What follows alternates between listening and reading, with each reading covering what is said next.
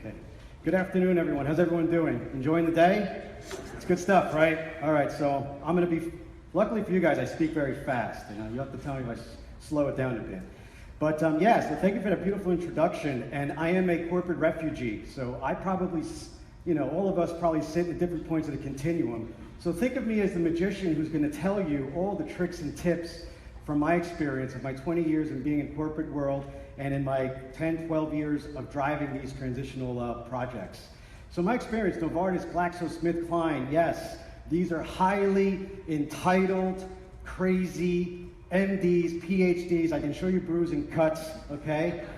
We moved these guys, okay? I moved legal, okay? We moved legal and HR into an unassigned, 100% unassigned open space. The experience, I've been very grateful. I'm grateful for the fact of the experience. I started in Sandoz, at Sandoz, in 1995. OJ trials going on as a CAD designer. Fast forward 10 years to 2005, the CEO in Basel, Switzerland said, US, you guys got to do a pilot. You guys got to do this. We've been doing it forever. We're spending $1.9 billion in renovating our campus in Basel. You guys need to start spending some money there and investing the money. So our project was $1.2 billion in East Hanover, underground parking, malls, trains. I mean, it's like the Jetsons, right? We had all those plans. So we moved in commercial development into a pilot, 6th floor of 701, right underneath the CEO. Very successful pilot for us because we learned what not to do. Don't overcrowd. You need change management. The leaders were on the 5th floor, everybody's on the top floor.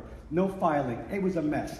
Poor people that participated in this pilot, but to me, we learned a lot. And we learned that we needed change management. I raised my hand, and here I am. And I was very fortunate that we hired DGW. So I have a business management degree in communications, right? But I have a master's by osmosis in terms of architecture design. But I was tutored by DGW, Frank Duffy, DGW, Dr. Fritz Steele, Gensler. And I added it up the other day. I had all my invoices. We spent $3.5, probably $4 million in fees to all these folks, my team, myself, of the tutoring, I'll call it, and the lessons learned. And in GlaxoSmithKline, TD Bank also, so I was in there. I rolled up my sleeves. I got beat up. I got fired.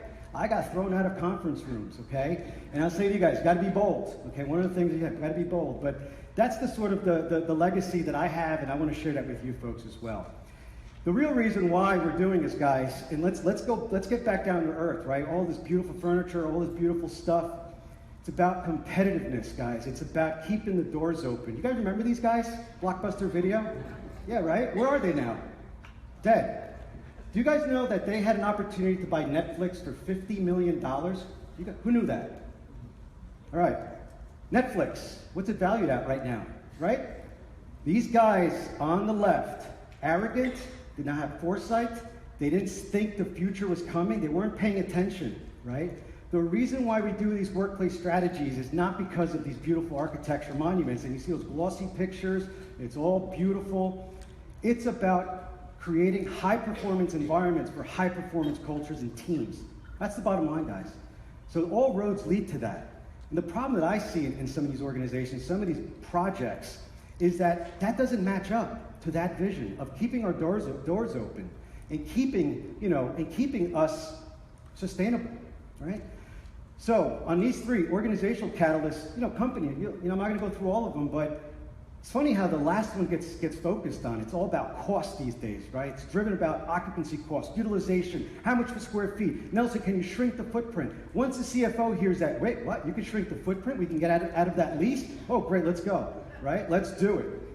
And what happens? A big important step gets missed, okay? Because here's the thing. CEOs will go through Facebook, right? They'll go through these great spaces, and they'll come back and go, hey, guys, I want that. And who do they call? They call the real estate folks, right? Or they'll call their facility planners. Or they'll call their broker. They'll call their architect buddy. Or they'll call their wife, honest to God, interior designer. Can you imagine having a CEO of a pharmaceutical company with the wife is an interior designer, and now she's doing our workplace strategy? Can you imagine? So I don't know if you guys have come across that, but it's a touchy one. Well intended. And you have to have the contingency because you gotta have stuff on the background. Once she does it, you gotta fix it. But anyway, the brokers, architects, I have them as friends, great buddies, great people. They don't know workplace strategy. What's a broker gonna do? He's going to buy a heck of a nice building. He's going to buy a 10,000, 50,000 square feet.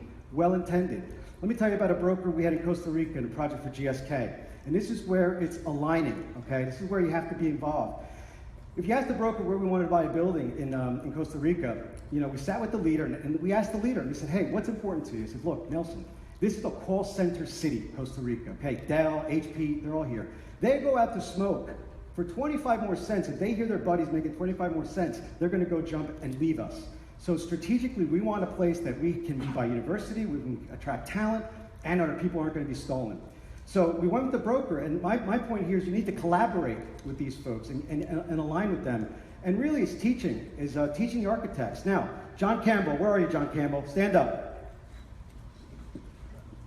John Campbell's from Francis and Kaufman. He's an architect. He's a good friend of mine. He knew nothing about workplace strategy prior to the Navy Yard. He did the interior fit out for the Navy Yard, okay? He had to understand the design, the principles behind it, and that's what I'm going to go into. And usually we go to a peripheral vendor, right? Furniture people or someone who does analytics, statistics. They can do that for you, but we need to ask the right people to do it. So trends. So now we have that ahead of us, right? That's a barrier, right? Now trends, right? Oh my gosh, right? So all these millennials, these damn kids, nomads, right? Right? You know them. Look, I'm 44. I can't believe the stuff that's out there. I'm like, I used to be a techie. I used to be a CAD designer. I used to be cool, right? I'm the guy that if my family would ask to, hey, Nelson, fix the VCR, man. Get the number 12 out, right? I used to be that guy. Now I have these kids helping me, right? Consumerism. So people have a bad taste in their mouth of open space. I'll tell you what, open space sucks. It really does, okay? It's horrible. Why? Because the CFOs cut the footprint. You don't have the diversity. They cut back on all the corners, and what you get is a little cramped space, and people hate it, right? But consumerism is very important because people are paying attention. Guys, the internet, right? And you have people who work in progressive places, usually pharmaceuticals or financial or techies, right? Because they have the money. But it's not about having the money. It's about innovation. They understood, we understood at Novartis, $1.9 billion is obnoxious. But the notion of space, the notion of collisions and interaction, okay? That's why Google does it, guys. That's what, and the mistake is, I want Google space. I'll get to that. You don't want Google space. You want a space that's activating for your culture. The other thing is well-being. And this goes to our natural, I would say, look, high-performance teams, you got to be well. Mentally, spiritually, physically. Well-being is big. We're stressed, right? We're living by our emails. We can't talk about our kids on the phones. We're like constantly on the phones. We're under pressure. We're driven by our calendars, right? There's something that has to be said about well-being. So if you create an open space environment, boy, you better have places to recharge. You better have that getaway space, right? You better have that time. And here's our problem, folks. And my goal today for you guys is if I'm improving the human experience for people, I want to improve it for you guys, right? So my goal today is to get you tidbits and so forth to give you guys a little more time. What happens? What are the best ideas? They come in the shower. 4% scrubbing. 96% is like, oh my God, I got this great idea, right? We don't have that in our workplaces anymore. The ability to discern, the ability to think, the ability to be creative. Doesn't matter if you're an admin, CEO, we're running faster and faster to back-to-back meetings, okay? The sense of community is important internally and externally, right, guys? You see Airbnb, Uber, who uses them? I use them religiously, right? It's a community shared. Co-working spaces, you hear about those, right? It's more community-based, so you have to have the community integrated in the workplace. Microsoft, here in Boston, I went there about 4 or 5 years ago, and Microsoft had a bad reputation of being big, bad Microsoft. And they created a space right here in Boston where the first floor was open to the community. And what they did is they built this huge screen, they built this amphitheater, and they invited the community to come in and participate. That's part of being part of the community, encouraging and showcasing what you can do. Another bad trend, okay? Here's the kicker, guys. 87% of our people are disengaged worldwide, okay? Those are stats, okay? And you know them because Sunday night you're groaning as well, right? You and your kids are groaning because they got to go to school and you got to go to work. You see it Monday mornings. People are aggravated. They cut you off, and I'm sure you guys you cut somebody off, didn't this Monday? I know you did. Because you're aggravated, right? You're not happy. We're not happy. We want to encourage engagement. So guess what, guys? 100% of the revenue comes from employees. So my stat there, only 11% are actually performing well. Why? Because we're not giving them the right tools, the right resource. We're not affecting culture. So let's change our perspective. So that's doom and gloom. Now I'm going to give you guys some tidbits. This is the key slide. That's why I colored them in blue. My feeling and my experience is that number one is culture and people. Okay? Untether your people.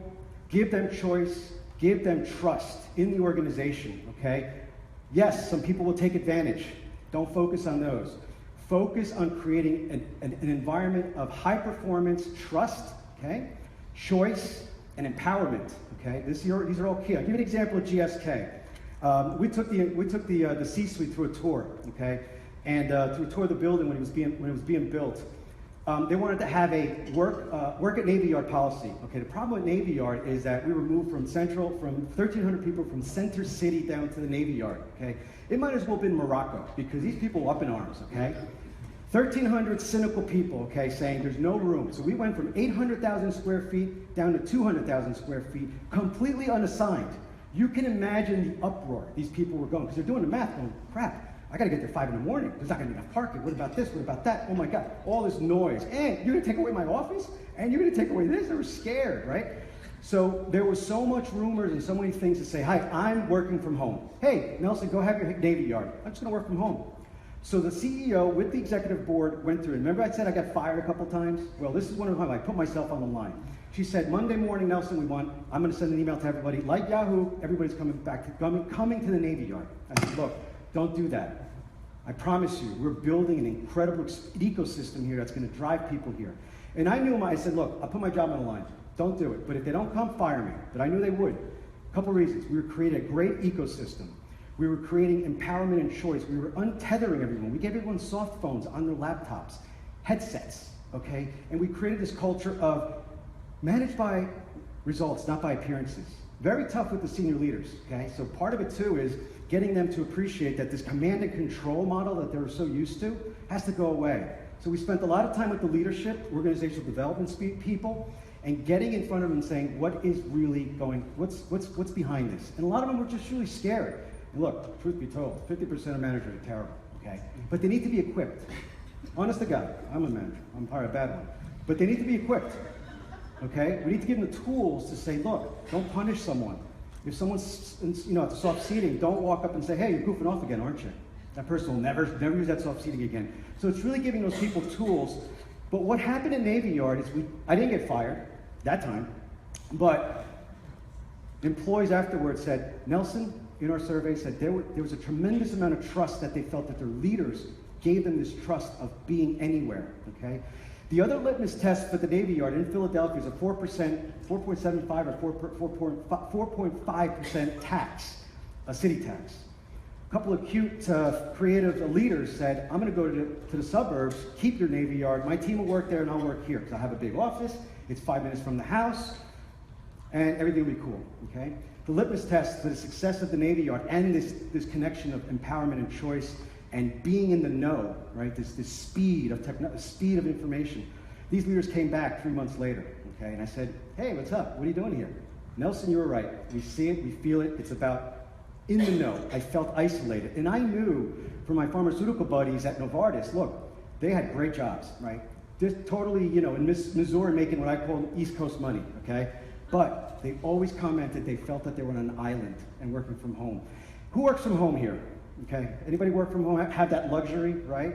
So working from home, 50% of companies are doing it now. Like, hey, have a day here or there. Working from home stinks. I gotta be honest with you. Why? My wife's got a honey to-do list a mile long, right? The dog's barking, the landscaper's there. I'm in my pajamas, it's great. However, it stinks, right? So it's go to the office or I'm at my home, I need that third space.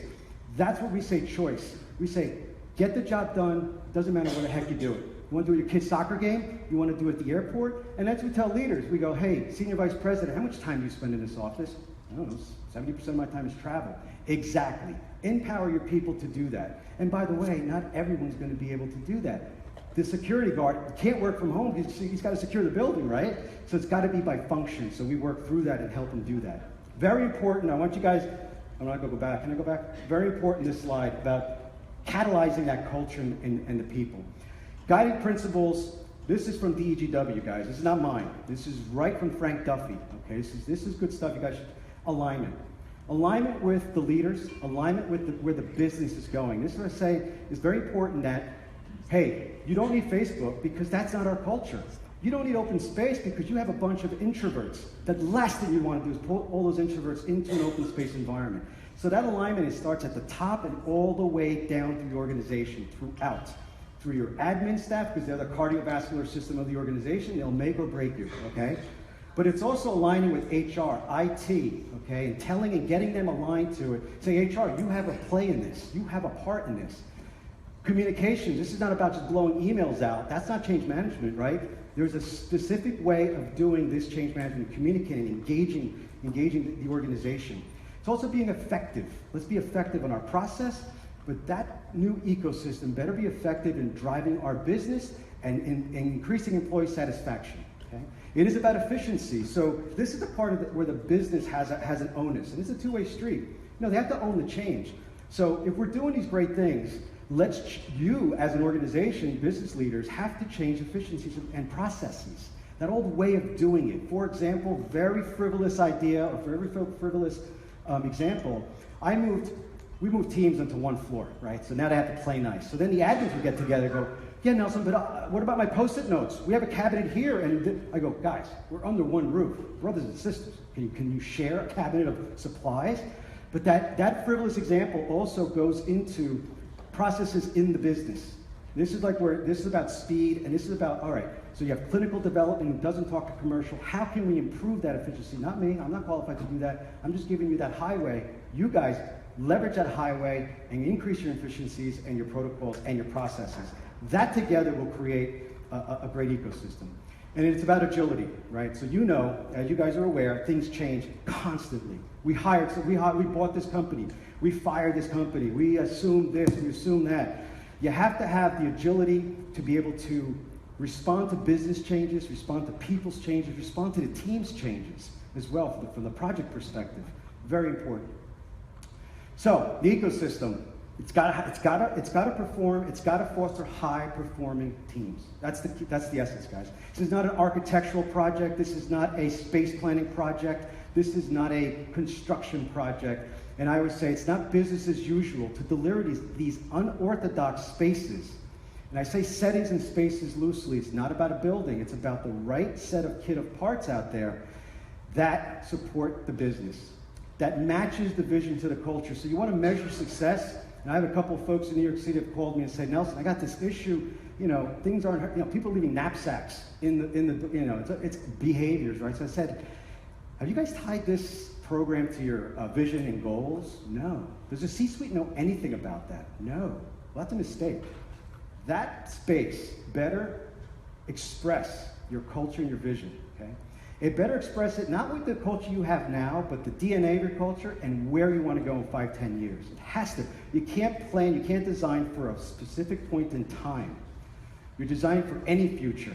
And that's where the importance of understanding your culture. So, design, okay? I'm not a designer, I'm not an architect, but I've worked with them. Instead of calling the architect and saying, hey, give me something, they're just going to create benching, because that's what they're used to. But that design better be human-centric, and here's one of the keys that when I first started my career, we were pushing this down the throat. You guys don't know anything. We're doing this to you. I think we have an opportunity to engage our people and with a framed conversation, have them participate in the design of the space. Very dangerous for some, right? So I have a buddy who used to work at eBay, Derek, and he had the best change management process ever, okay? He gave the teams a catalog like IKEA of here's the furniture set. So they did a lot of extensive work, a year of work, to develop a kit of parts, like Legos of furniture, that they gave the groups and said, hey, you guys know what you guys do best. Pick from the stuff. So again, raised floor, they had a grid system, didn't matter. Talk about agility, talk about empowerment. Wow, you guys aren't going to push stuff on us? No, here, choose from this. Here, don't color outside the lines, pick your furniture, and then we'll help you. Human-centric design, very little change management on that. The engagement they had just doing that was incredible. You have to have diversity. I talked about it. You can't cut corners. You have to have small meeting rooms, small, medium, large meeting rooms, okay? You have to have the benching. You have to have different settings for different people.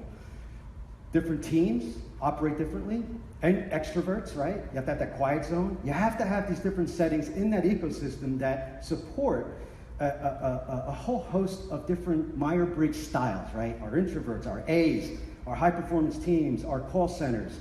It has to be diverse, and it can't be customized for a certain team, but it's got to be equitable for everyone that's in this context. It has to be flexible as well. So we want to create movement. We talk about well-being. We want to strategically make that chair not as comfortable, right? That task chair. Why spend $3,000 to make that so comfortable that our butts are sitting there, right? Sitting is the new smoking, right? We want to create movement, okay? We want to create connections. We want to create, right, the coffee bar downstairs. Oh my God, Nelson, I got to walk 3 miles. This is ridiculous. It's by design. We want to get you healthy, number one. We want to also create collisions. We want to create those intersections and interactions. We want to be able to measure it, guys, right? So this is where we fall short. I've fallen short in my career because I'm all next to the next project. It feels great. You know, it's good, it looks good. We want to quantify it. So what I've always been the qualifier of the intangibles, right? Speed to business. So I can tell you great stories. I can tell you about a 63-year-old HR specialist who hated my guts. She was going to retire out of GSK because I was moving her to this crappy new building that there's no way she's going to be able to work. She came to me on a Friday night in tears, by myself, working late. I'm going to go, oh, geez, what happened, right? She came, hugged me, kissed me. She goes, Nelson, thank you. I'm sorry for treating you like that. She was belligerent in our meetings like this. She would, you know, arms folded. She was going to retire. She wanted to go to Florida with her husband. So I can't take this CFO and say, look, she did not retire. She told me she wanted to be 25 again because she was so energized of the way that we were thinking about doing this. So we need to measure that. We need to measure the absenteeism, measure 5,000 more resumes a week that GSK was getting. Google, Basel, Switzerland, Novartis. It used to be called the Willy Wonka. They were very close to Vest.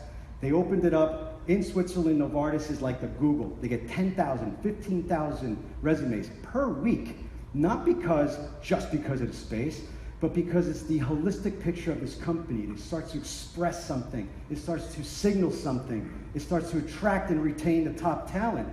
We need to measure that. So I can measure the hard, right? We can measure the hard costs. The hard costs come. To me, it's the third thing that matter. To me, it's the revenue. We impact revenue.